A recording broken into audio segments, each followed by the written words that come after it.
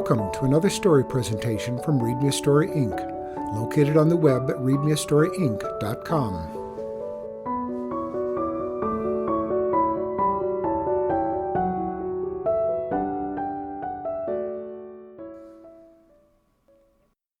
Who Owns the Moon? By Sonia Levitin.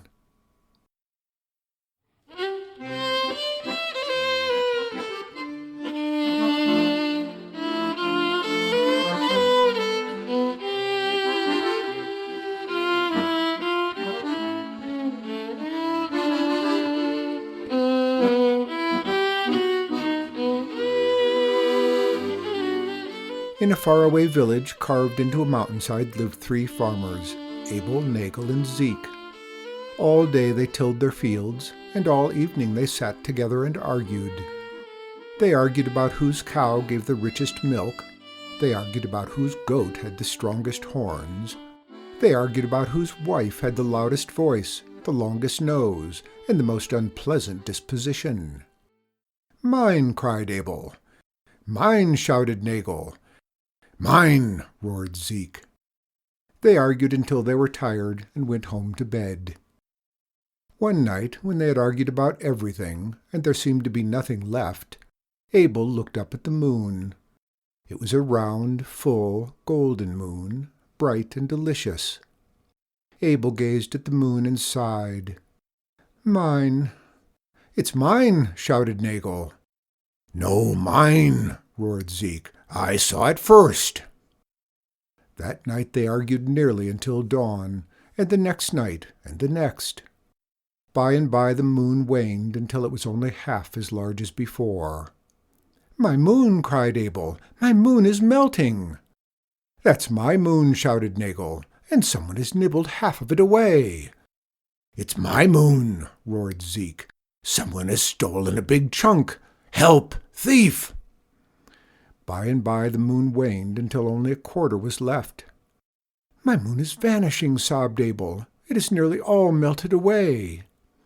"My moon!" shouted Nagel. "Someone is eating it all up."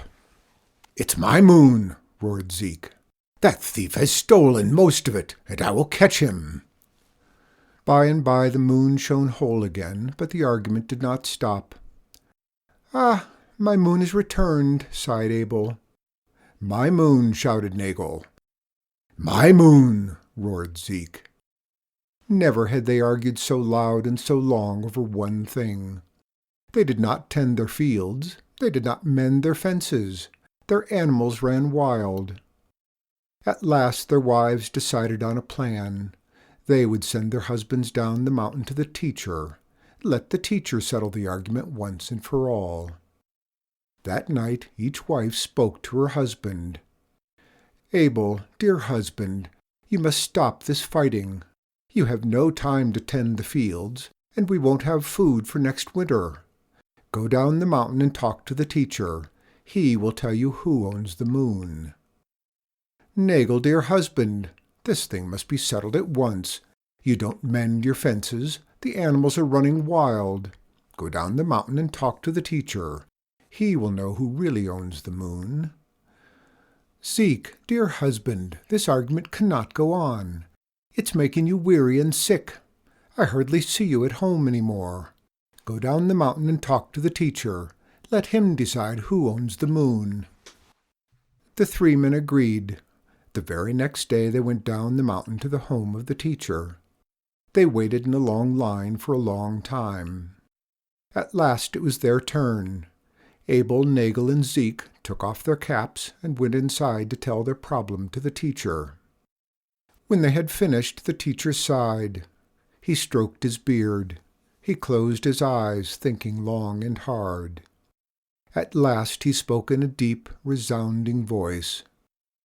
"Abel, Nagel, and Zeke," he said, "I know the answer to this puzzle.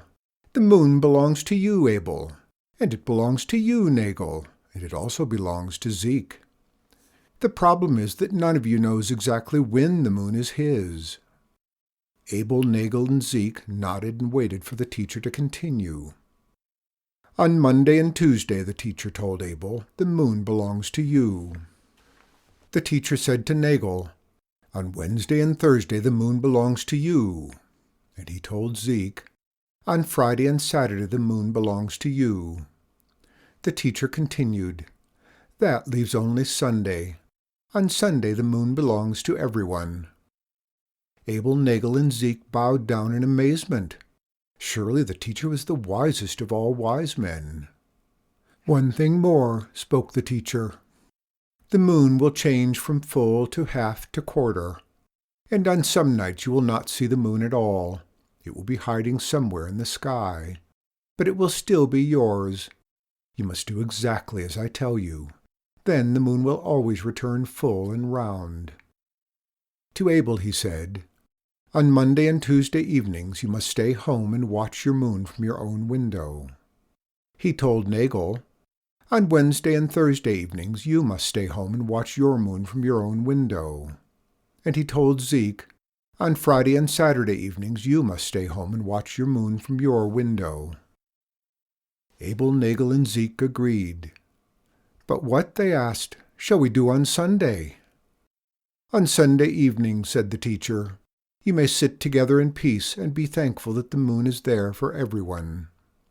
Abel, Nagel, and Zeke bowed low before the teacher. All the way home, up to their village on the mountainside, they praised the teacher and his wisdom. From then on, every Monday and Tuesday evenings, Abel stayed home and sat by his window sighing over the beauty of his moon. On Wednesday and Thursday evenings, Nagel stayed home and sat by his window, admiring his marvelous moon. On Friday and Saturday evenings, Zeke stayed home and sat by his window praising his wonderful moon. On the few nights when they could not see the moon, Abel, Nagel, and Zeke would laugh and say, "Ah, my playful moon is hiding in the sky." Their wives were most contented. No longer did Abel, Nagel, and Zeke spend their nights arguing.